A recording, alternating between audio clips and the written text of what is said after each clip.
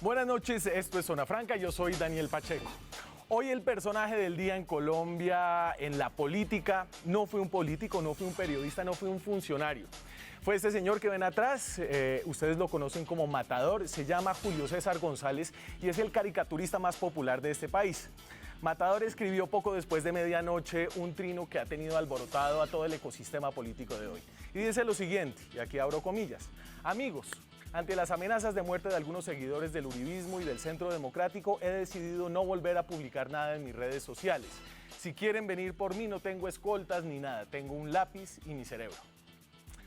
¿A qué amenazas se refería Matador? ¿Hasta dónde sabemos? Hasta dónde sabemos. La más visible fue la de un señor que ya no está en Twitter, ya no está tampoco en el Centro Democrático, se llama Ariel Ortega, quien se definía como un abogado y mostraba por sus trinos ser un radical militante de ese partido del Centro Democrático, que en su foto de perfil le está hablando a Álvaro Uribe a la oreja en algún evento público. Ortega escribe lo que ven atrás, y abro comillas de nuevo: Matador es un canalla. ¿Qué falta nos hace Castaño para callarlo? Con poca interpretación uno llega a la conclusión de que se refería a Carlos Castaño, el ex jefe paramilitar que ordenó el magnicidio de Jaime Garzón. Y este es un comentario a todas luces amenazante, es un trino que podría ser considerado una incitación a la violencia y es un comentario que desde acá en Zona Franca nos unimos en rechazar, pues más allá de si es creíble o no, contribuye a, como pasó en el caso de Matador, a la autocensura. Él dejó de publicar en redes sociales. Por otro lado, es un tipo de comentario que por la naturaleza de las redes sociales, buena o mala, no está del todo por fuera del común. Es decir, y para poner esto en proporciones, esto no es como cuando a Jaime Garzón lo llaman directamente de la cárcel paramilitares y le dicen que Carlos Castaño lo va a matar. De hecho, no es muy distinto a un trino que el mismo Matador hizo contra Alejandro Ordóñez. En este trino, dice el caricaturista refiriéndose a Ordóñez, supone uno en chiste lo siguiente, abro comillas: una eutanasia para este señor, por Dios, está delirando. Y traigo esto para decir nada más que en redes sociales mucha gente dice las cosas a la ligera. Es decir, que una amenaza velada de muerte en Twitter puede realmente ser mucho menos que eso. Al final, Matador está en todo su derecho de decidir si está o no en Twitter o en redes sociales. Más allá de si está ahí, sus caricaturas van a seguir apareciendo en el periódico y en las redes, como fue visible hoy. Pero su anuncio tuvo reacciones en la política que quiero comentar un poco.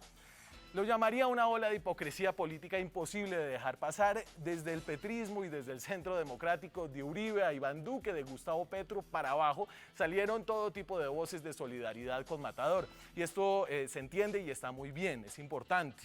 La dosis de hipocresía viene con el abanderamiento que están haciendo ahora desde estos dos bandos contra la polarización en las redes sociales, contra la controversia agresiva y en defensa de la libertad de prensa. Por un lado, Álvaro Uribe se ha tenido que retractar 2 veces, solo recientemente, por decirle a Samper Ospina, un periodista, violador de niños, y a Daniel Coronel, de la revista Semana, periodista extraditable. Hasta muy poco, el Centro Democrático ha utilizado el miedo de convertirse en Venezuela y ahora la llamada amenaza de Petro para emberracar a la gente, como lo puso el director de la campaña del no, Juan Carlos Vélez. Gustavo Petro, por otro lado, no ha escatimado adjetivos como mafiosos, fascistas, para describir a sus contrincantes, especialmente a los uribistas y en ocasiones también a los periodistas. Y estas son estrategias, yo creo que legítimas en la política. Es jugar duro.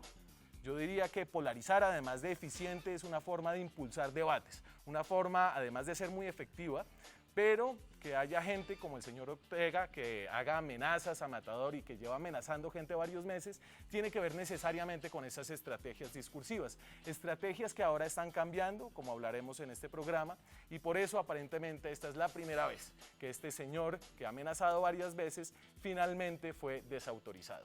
Aquí arranca Zona Franca.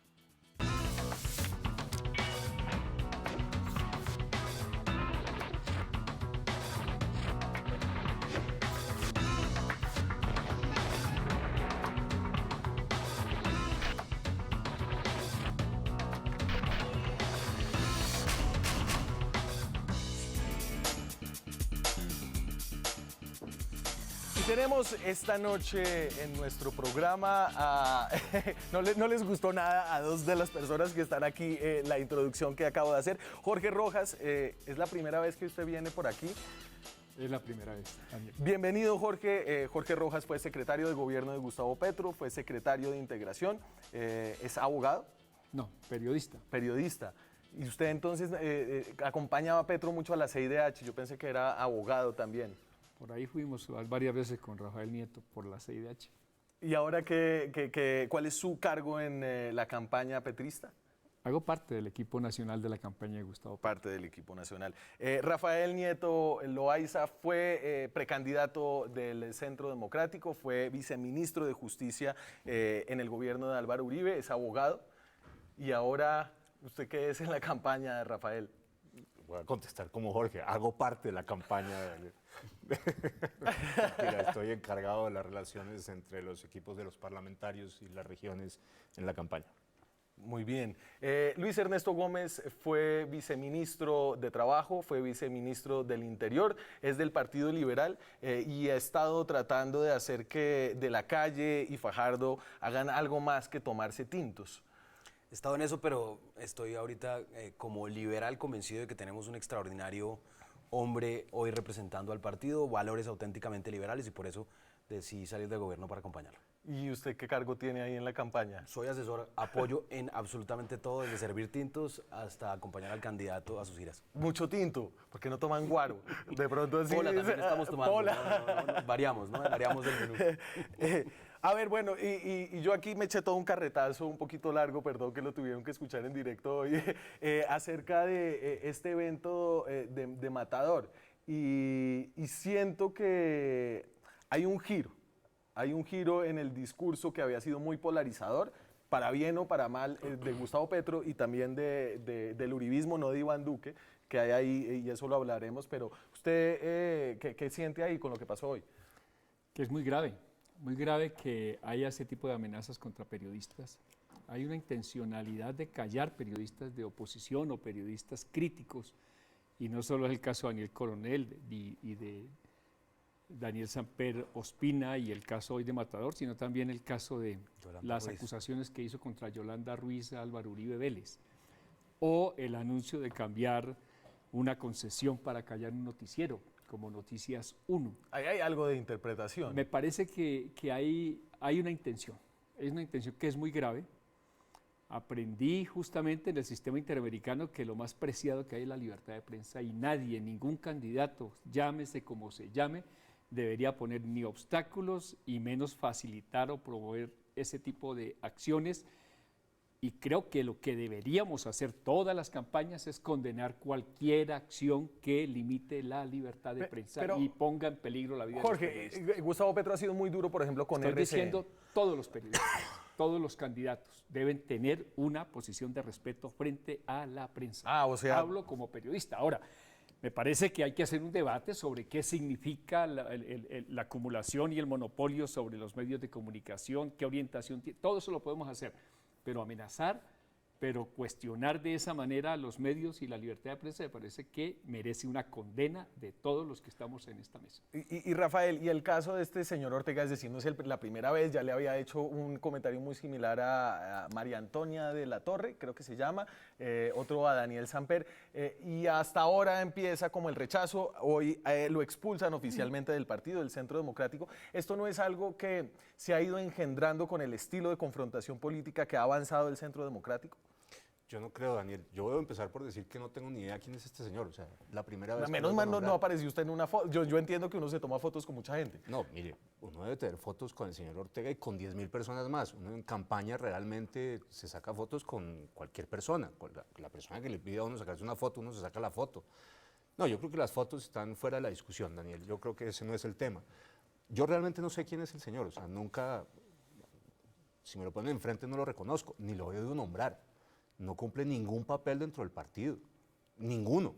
Eso sí lo puedo asegurar de manera tajante.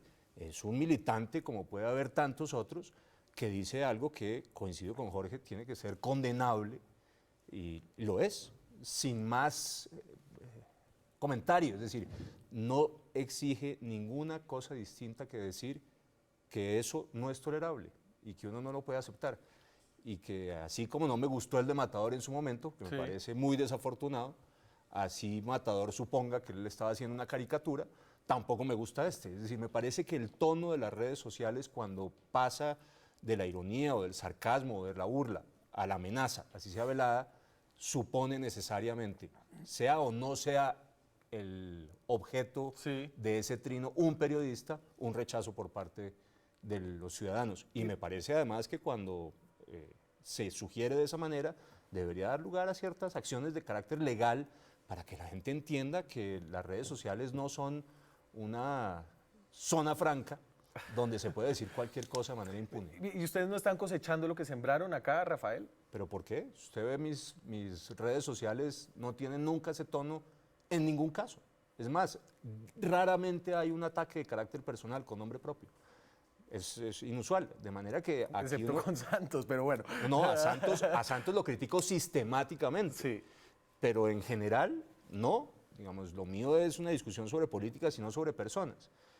Y yo creo que es el grueso de la gente en el Centro Democrático quien hace ese tipo de ejercicio de discusión de políticas, programas, ideas, y no de ataques personales.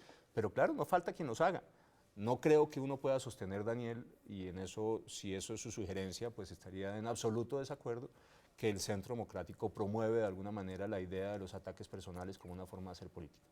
Pues mira, yo sí creo, Daniel, que ese trino desafortunado y digamos ese acoso, como lo menciona Jorge, no solo a Matador, sino a Daniel Samper Ospina, a Yolanda Ruiz, a otros periodistas, a opinadores, es un marcado fenómeno de seguidores del Centro Democrático. Es cierto, Rafael lo dice, seguramente sus altos dignatarios, a excepción de un par, son prudentes y buscan un tono moderado y hoy salieron a solidarizarse, pero aquí hay que decir la verdad, esto es fruto de una polarización que han sembrado de manera sistemática tanto el Centro Democrático como otras fuerzas políticas, porque ha sido rentable para hacer campaña, dividir al país, crear unas ficciones, como por ejemplo que nos estamos volviendo como Venezuela, crear unas ficciones como por ejemplo que estamos devolviéndonos al pasado, digamos, y que Duque es lo peor por ser el pasado de Uribe. Y yo lo que veo es esa polarización que ha sido rentable para hacer campaña, Sí. deja un par de loquitos como este creyéndose el cuento y después los loquitos se creen que tienen realmente la tarea de salvar al país. Entonces, aquí hay una gran irresponsabilidad de los líderes políticos que hoy se ve reflejada de esta forma y lo que me preocupa es que una vez transcurra esta campaña presidencial, tengamos presidente para 2018-2022, el país va a quedar absolutamente fracturado y polarizado por cuenta de líderes que han pensado en hacer campaña dividiendo y para gobernar no van a poder Me unir. transporté antes de la campaña del plebiscito por un momento. Hombre, eso quería decir, es decir, no deja de resultar una ironía que un exfuncionario del gobierno de Santos, que fue quien sembró la polarización en el país, tenga ahora esa tesis, que era la tesis que yo sostenía, me lo oyó decir acá Daniel varias veces, de lo que venía haciendo el presidente Santos desde la campaña del 14. Los enemigos El de la paz. presidente en la campaña del 14 decidió dividir el país entre amigos de la paz y guerreristas, entre amigos de la paz y enemigos de la paz. Y esa fue su constante, y dividió el país en dos, con un discurso maniqueo, además falso. Y después en el plebiscito volvió a hacer lo mismo. Decir que somos nosotros que polarizamos, francamente, es no tener ningún ejercicio de autocrítica. Sí, sí, pero Rafael, a ver, muy buen argumento, retórico, por cierto. No, no, pero retórico, cuando tú no, dices, no, real. a ver, cuando tú dices que el presidente Santos es el responsable de la polarización, cuando vimos todos los colombianos una campaña del no llena de mentiras, cuando vimos todos los colombianos después de esa campaña la creación de una ficción, es que Colombia se está volviendo castrochavista por cuenta de un acuerdo con las FARC que tuvieron menos de 50.000 votos. Eso solo demuestra que a lo largo de un ejercicio efectivo, no quiero discutirlo, efectivo en términos de campaña, hemos dividido al país y han terminado dividido el país. Seguramente también de esta parte ha habido también errores, pero lo que tenemos que hacer y tenemos que hacer a lo largo de esta campaña y para lo que resta es encontrar moderación, lograr que las personas que siguen a los líderes políticos logren ubicar realmente cuál es el país que estamos construyendo, para dónde vamos juntos, porque de lo contrario... Rafael, yo pienso que por tu condición de abogado, que yo conozco y reconozco, falta aquí una precisión de parte suya en torno, no al loquito que amenaza, a Matador, sino al jefe del partido que pone en peligro la libertad de prensa. Ni usted ni yo como demócratas deberíamos permitir que un expresidente, hoy senador, salga a decirle al país lo que le ha dicho contra la libertad de prensa. Eso sí me preocupa y ahí acudo al abogado de derechos humanos. Pero Jorge, el presidente Uribe no ha hablado en contra de la libertad de prensa, ha tenido unos No, solo ataques en de contra de carácter los personal periodistas. contra unos en particular. Varios. Y no podemos Varios. entrar a cada Varios. caso en... Podemos, si quieren, No, volvemos no, a esta no, discusión no, sobre no, no, Uribe, no. eso es otra cosa distinta. Pero yo diría Todos lo los días siguiente. hablamos de Uribe. Podemos hablar también de lo que yo entiendo son ataques a la libertad de prensa de Gustavo Petro. Eso también lo podemos Estoy hacer. diciendo, condenemos los ataques Pero digo, a la libertad de y prensa. yo me sumé, pero como usted lo vuelve un tema sobre Uribe, Pero usted yo le ha digo, dicho, podemos hablar pero sobre el tema Rafa, de usted le ha Petro. dicho a Uribe, oiga, ahí se le fue la mano. Hombre, claro, yo he hablado con el presidente de eso. Y además el presidente reconoce cuando se le va la mano, porque a diferencia de muchos, el presidente es capaz de salir y decir, oiga, sí me equivoqué. Y lo dice. A veces lo dice con ironía. Está muy La acostumbrado. rectificación, se refiere a la veces lo dice con rectificación. ironía. habilidad extraordinaria para rectificar No voy a cosas hacer es que judicial. rectifica Ahora, tanto que ya se déjeme acostumbró decirlo a lo pero con siguiente. algo de cinismo también en la Para rectificación. pasar una línea y no volver sobre ese debate. Es una lástima que no hayamos tenido la posibilidad de la confrontación sobre las mentiras del sí y el no en la campaña del plebiscito. Ay, ahí Porque había yo muchas, ya esas ya estoy pasamos. absolutamente convencido, porque hicimos un programa sobre eso con Daniel, que los que mintieron sistemáticamente en la campaña del plebiscito fueron ustedes. Pero en las campañas políticas se miente sistemáticamente en todas. Que por cierto está ahorita penalizado, irónicamente, en la Una- ley, un- una ley impulsada por el Centro Democrático, penaliza, la 1864, penaliza mentir y engañar, lo llama fraude al elector para conseguir fines políticos y electorales. Bueno, esta es una noche muy especial. Mientras hablamos, y aquí me estoy haciendo creo que un daño a mí mismo, si a usted le gusta la política puede ir a Semana en Vivo donde hay debate a la vicepresidencia o puede ir a Teleantioquia donde está el primer debate presidencial, pero si está aquí es porque está mamado de oír a esos tipos decir las mismas cosas. ¿Cómo está el partidor?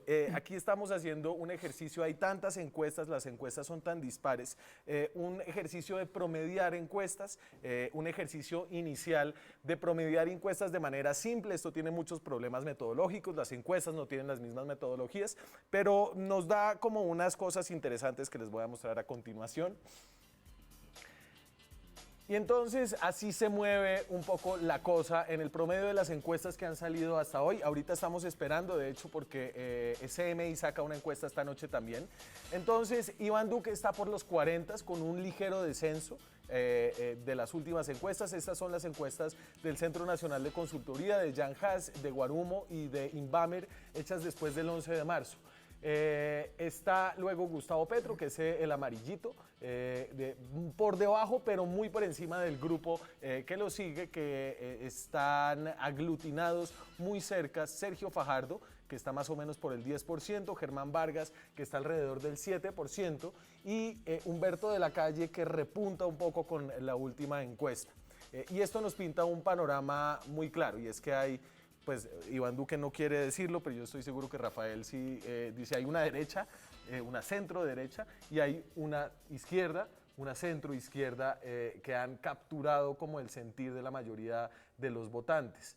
Y siento que ahora esas derecha, izquierda, se están tratando de acercar al centro porque sienten que ahí están los votos. Jorge, ¿esa es la estrategia ahora?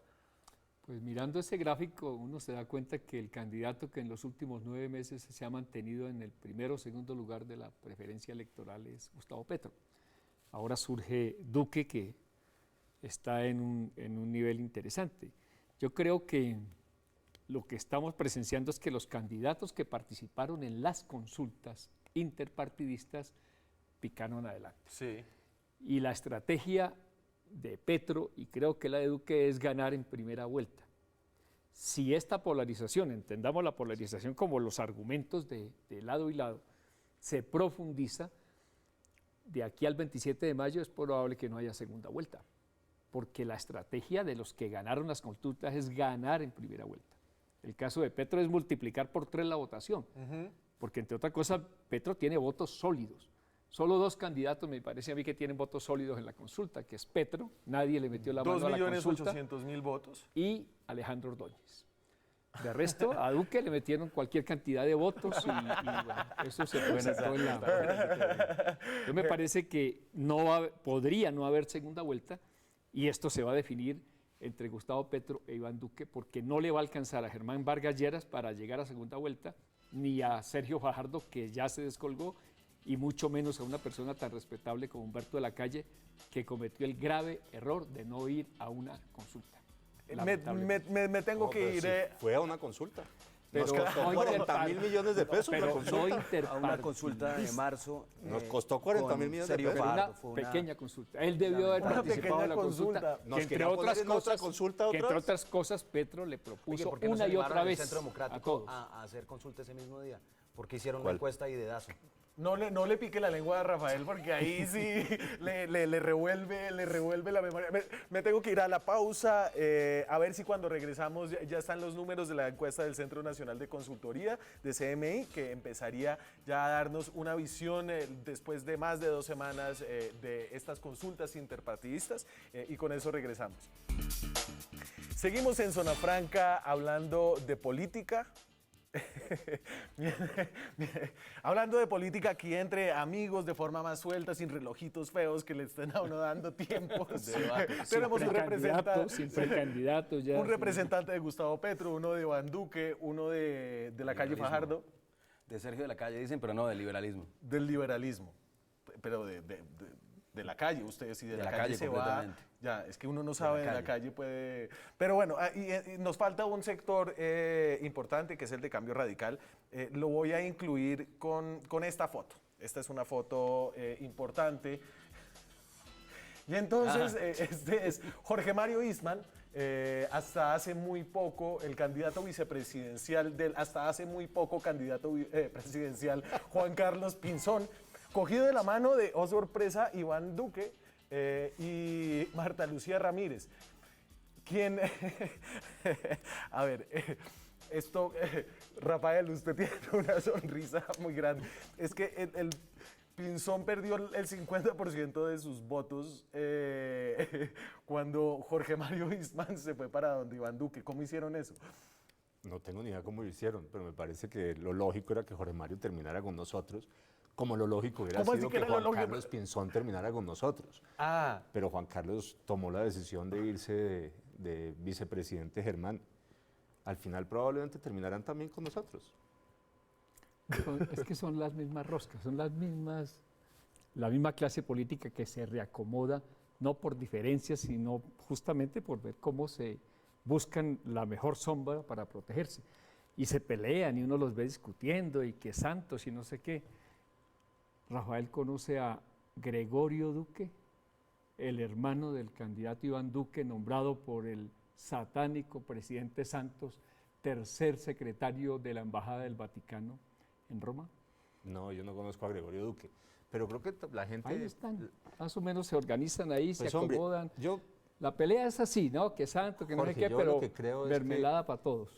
bueno, yo lo que creo es que uno no puede ser responsable de las decisiones políticas de su familia y que uno no puede decir que Iván Duque es santista porque su hermano trabaje en una embajada de Santos.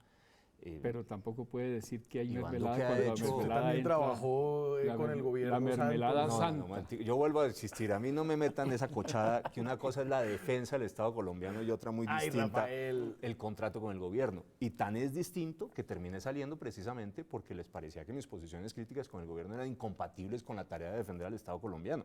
Y usted sabe, Daniel, que eso es exactamente así. Entre la canciller y la presidencia y la ministra de Justicia entonces tomaron la decisión de que yo no podía seguir porque yo era crítico con el gobierno.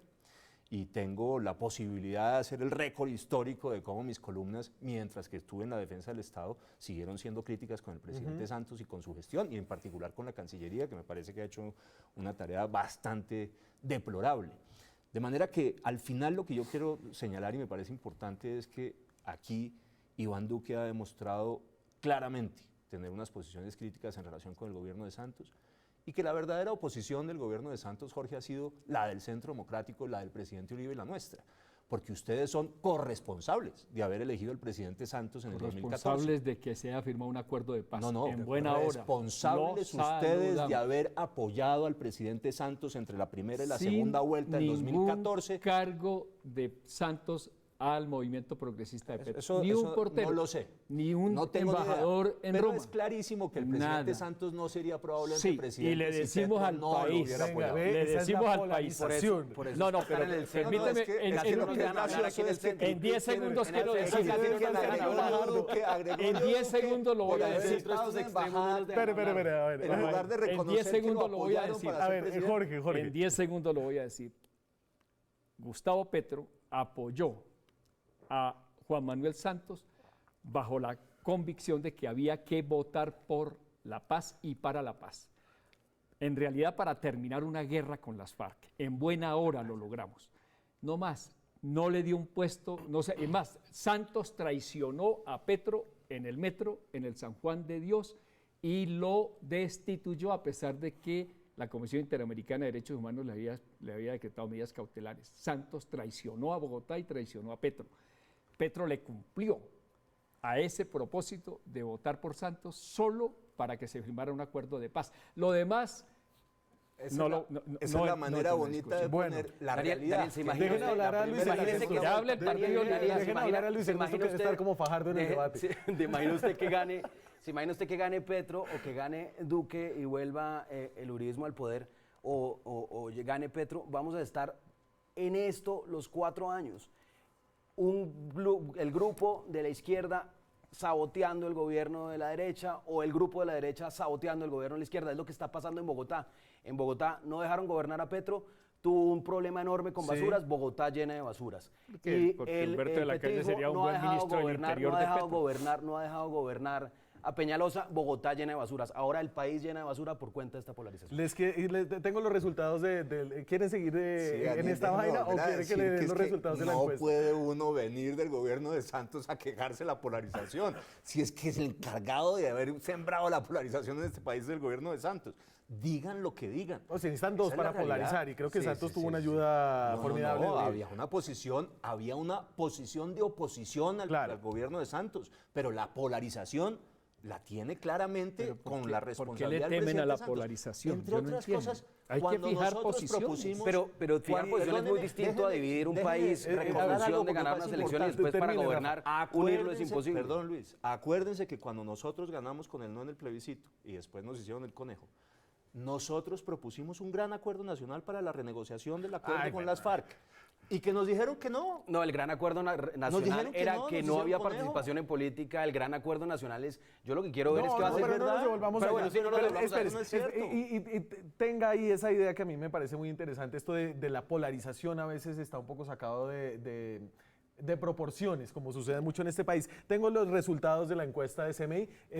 Muchachos, allá por favor, ayúdenme con cuánto creció cada uno después de la última encuesta, mientras doy estos resultados, de la misma del Centro Nacional de Consultoría. Entonces, Iván Duque, 36%.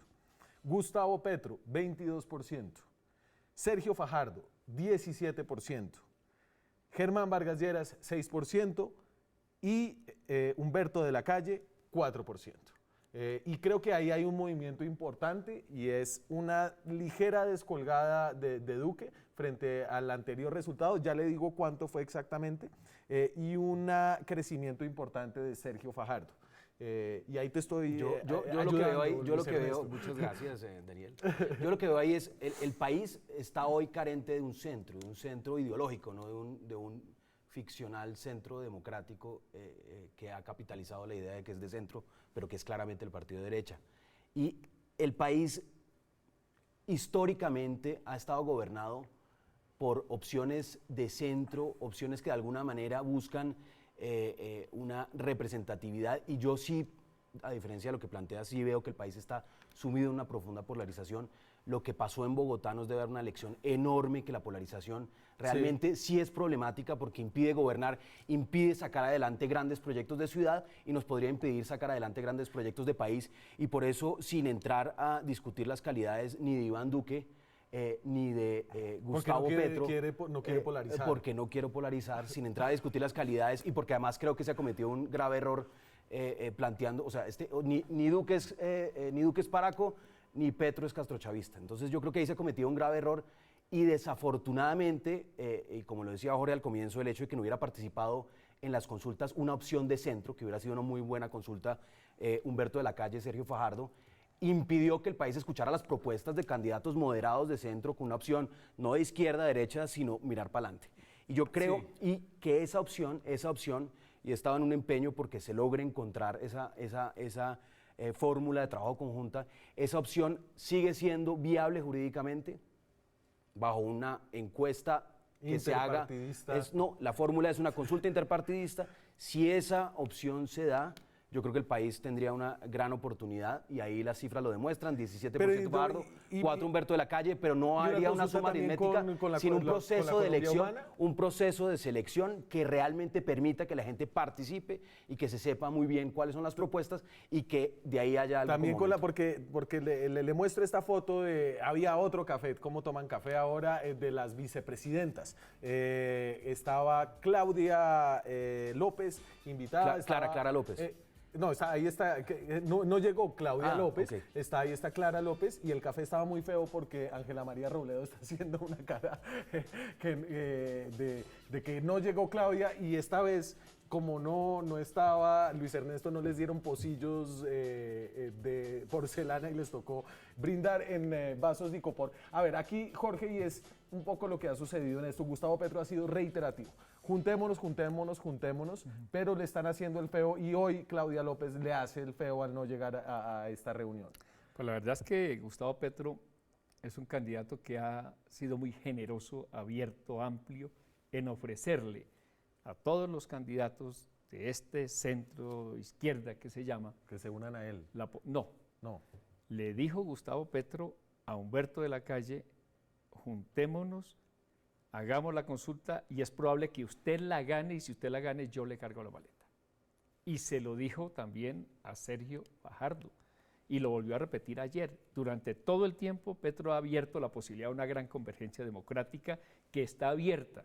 Porque mire que Luis Ernesto está hablando de que se puede para la primera vuelta, pero no incluyen a Petro y Petro los incluye a todos. Lo que pasa es que Humberto de la Calle tiene su Gaviria y Sergio Fajardo tiene su Robledo. Y así es muy difícil. Creo que hay que seguir insistiendo en una convergencia porque lo único que no puede pasar es que el país regrese al pasado. Y los tres tienen su ego. Que está aquí hoy a la izquierda nuestra. Y con eso que dice Jorge, yo creo que de haber habido una consulta... es probable que hubiera ganado Humberto de la Calle Humberto y de la Calle, Petro apoyando esos muchos votos que fueron a donde Duque, esos muchos votos que fueron a donde Duque de pronto por temor a Petro, seguramente hubieran sido recogidos por una opción más moderada. Sí, señor, antes de... Déjeme decir varias cosas. Yo no sé si Petro hoy sea castrochavista, pero que fue chavista, eso está fuera de discusión. Primer punto.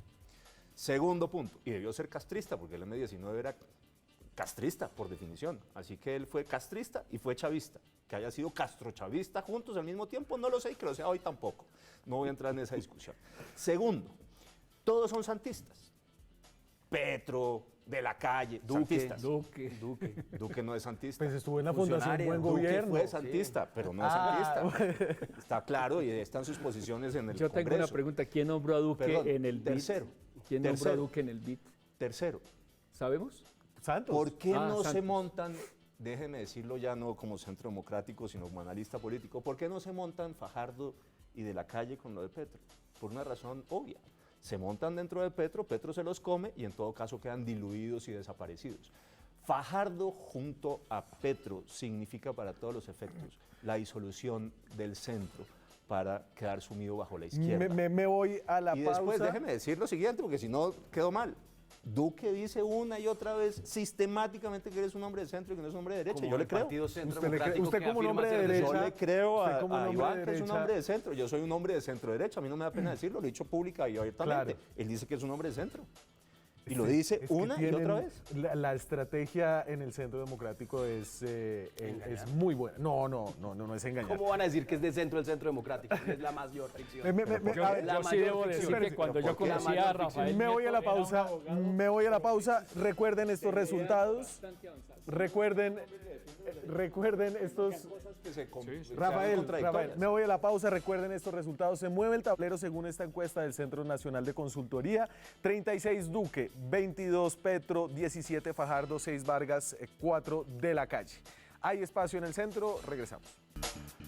Seguimos en Zona Franca, son las 9:43 de la noche. Entonces, volvíamos con esta última encuesta del Centro Nacional de Consultoría, en la que Iván Duque pierde 6 puntos, Gustavo Petro pierde 4 puntos, Sergio Fajardo gana 4 puntos, Germán Vargas Lleras queda igual y Humberto de la Calle gana 2 puntos. Es decir, esto es solamente una encuesta, es una encuesta que no es la más robusta, la del Centro Nacional de Consultoría. Hay que esperar a ver si esta tendencia se consolida, pero habría alguna esperanza de que se movieran estas dos fichas del tablero de la polarización, que fue de lo que salimos a preguntar hoy en la calle. Duque, Petro, ¿polarizan? Zona Franca, la calle. ¿Quién crees que polariza más a este país, que hace enfrentar más a la gente, Gustavo Petro o Iván Duque? Creo que los dos, porque cada uno asume una posición que le tome ventaja para sí y realmente cada uno piensa en sí mismo, nadie piensa en el bienestar de los demás. El que más hace que la gente se enfrente definitivamente es Petro, porque es una persona que, recordemos, él fue del M-19, él es una persona subversiva. En cambio, pues Iván Duque es un tipo que es muy inteligente, muy capaz. Gustavo Petro pone más a polarizar el país por sus tesis controvertidas que llevan a pelear más que toda la clase media y a la clase alta. O sea, lucha de clases es lo que promueve Petro. Sí, yo creería que sí.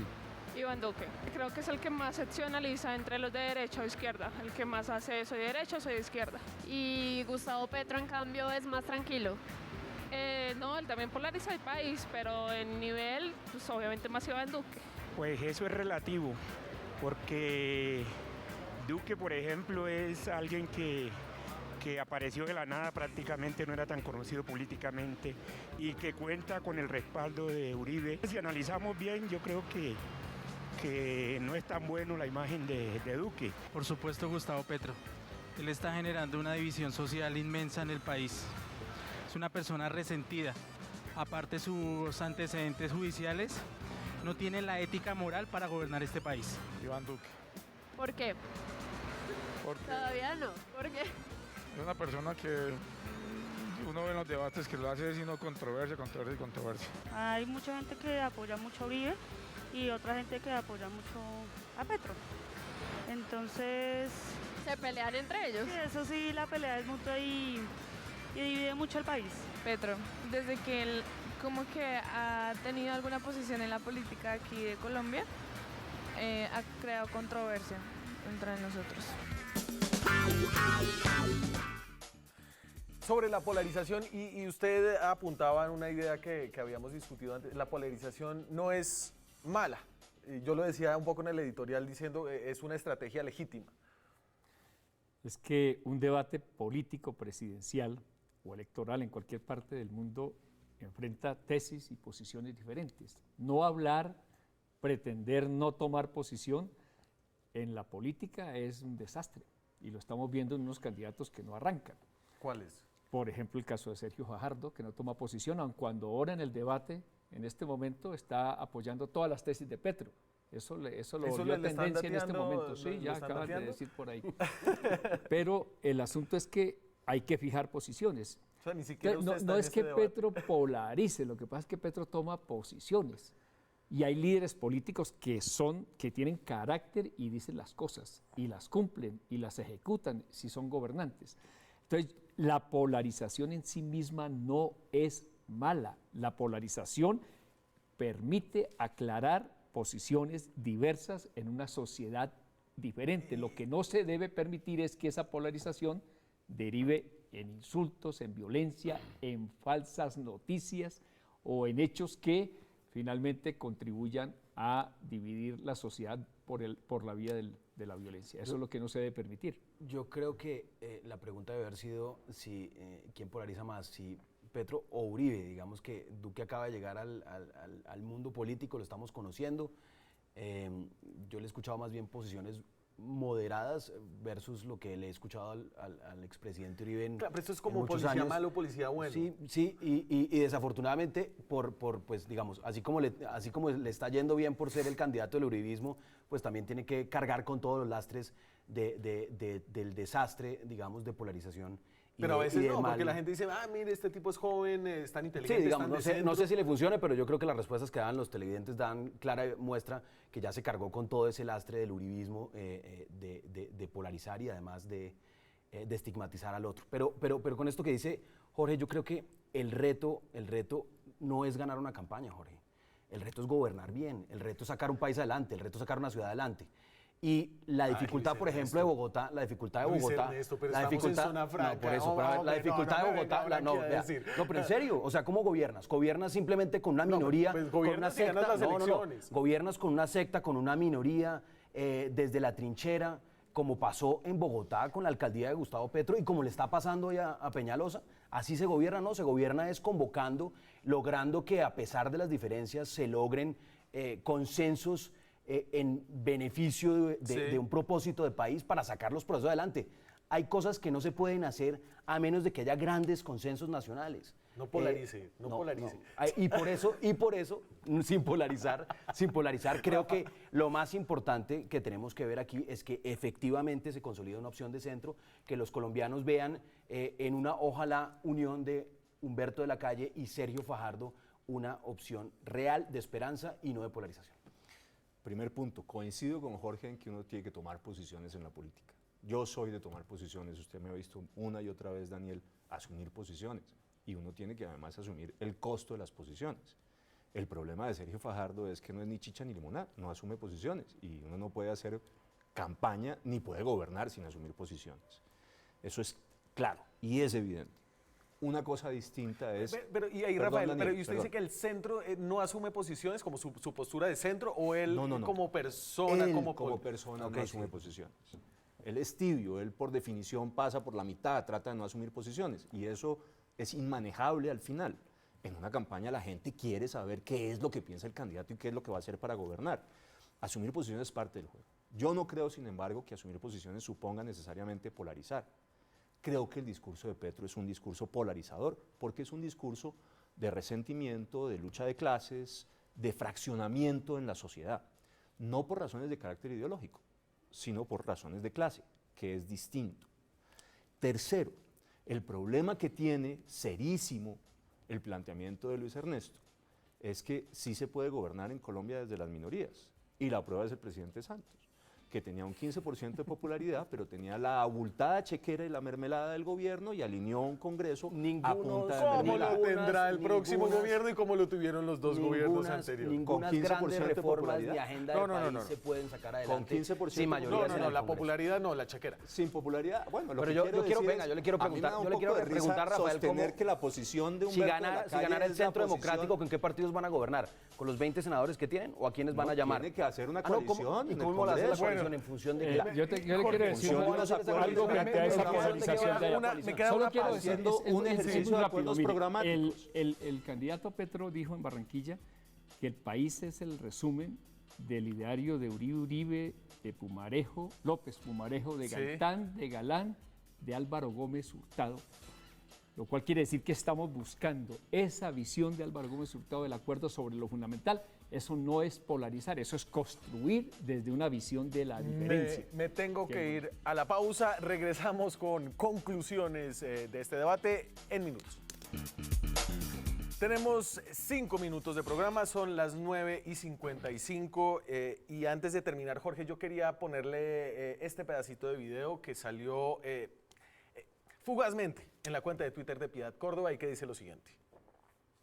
Respeto totalmente que ellos hayan tomado la decisión de nombrar o elegir como candidato presidencial a Timochenko, quien en la mitad del camino se retiró por X, Y o Z razón. Respeto también con toda sobriedad que ellos hayan tomado la decisión de apoyar a Gustavo Petro y eso no me aparta a mí jamás de seguir trabajando para que este país encuentre la paz. Fugazmente porque lo bajó de su cuenta de Twitter, lo han negado, ustedes, no, las FARC no han dicho nada, es decir, ¿qué pasa? ¿Los apoya o no las FARC? Las FARC sí se pronunciaron.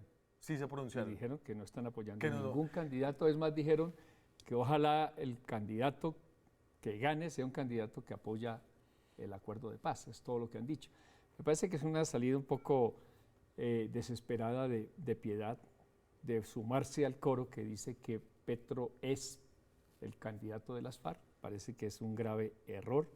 Ni es el candidato de las FARC, ni es castrochavista, como aquí se insiste en decir en un cuento que ya creo que está tan manido que no le han puesto cuidado, porque los votos de la consulta muestran que esa estrategia no funciona, que es la misma de Germán Vargas Lleras. Así que no tiene mucha importancia esa declaración de y piedad. además Pida diciendo que está muy de acuerdo con Iván Duque. Pero también le echó flores a Iván Duque, eso te iba a decir. O sea, yo creo que ha hecho guiños de Venga, parte y parte. y antes de que se me acabe el programa, yo sí quiero que ustedes me ayuden a comentar esta foto que sale de la Casa de Nariño, el Palacio Presidencial. En estos momentos puede estar pasando algo similar a esto. Está Juan Manuel Santos, esta es su cuenta de Instagram. Dice Juan Manuel Santos, cuando todos se quieren reunir con los candidatos y no con el presidente saliente. Y el perrito se llama Julio. ¡Qué rapa! No, pues es el sol a las espaldas sin duda, pero además demuestra la soledad de un presidente que en todo caso ha estado solo durante el grueso de su mandato. Esta foto es la prueba de supervivencia del presidente. Y del buen humor, además. Hay presidente. Hay presidente. Pues según la foto, sí. Ah, porque usted no lo ha visto... Pues ¿dónde está el presidente? Se perdió el presidente. Con Julio. Pues está con Julio. Yo lo que veo es más bien un tipo con buen humor, entendiendo que está cerrando gobierno, que está tratando de hacer lo mejor para cerrar su gobierno y que además burlarse de sí mismo de vez en cuando viene muy bien. Eso como que alivia esas tensiones de los dos extremos. Está bien que se burle de sí mismo porque además todos nos burlamos de él también, de manera que eso es parte del juego en el caso de Santos. Yo le tengo una mala noticia a Rafael y a Luis Ernesto. El crecimiento exponencial de Gustavo Petro está llegando a uribistas con Petro. Tenemos varios líderes, concejales, exconcejales Deme un nombre, del por Centro favor, para irlo a Democrático que se entrevistar. van a conocer, que ya empiezan a desprenderse de ese modelo del uribismo y empiezan a apoyar a Gustavo Petro, sobre todo en el departamento de Córdoba, que es un fenómeno bastante interesante. Uribistas con Petro. Y conservadores con Petro también, que se vienen planteando ya como que es parte de ese país que Si hay quiere un cambiar. uribista o Y un el conservador liberalismo que va que para abrió la Petro, gran sede. desafortunadamente, Termino la mala noticia. El liberalismo Que no voy a hacer para el que ustedes. echaron hoy.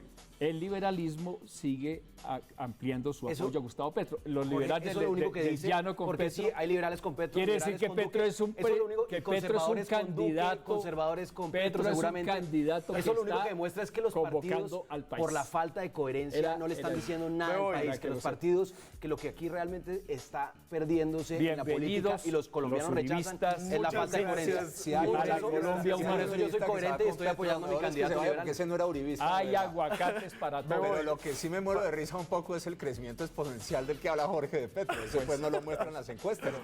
Se No, quedó hablemos, y tampoco hablemos de Duque. los resultados de la- Estamos Hablemos de pendientes, los resultados faltan mucho, faltan 8 semanas, me tengo que ir, me está regañando. Muchas gracias a los tres, espero tenerlos aquí de nuevo. Después del 27 de mayo, no, antes Jorge.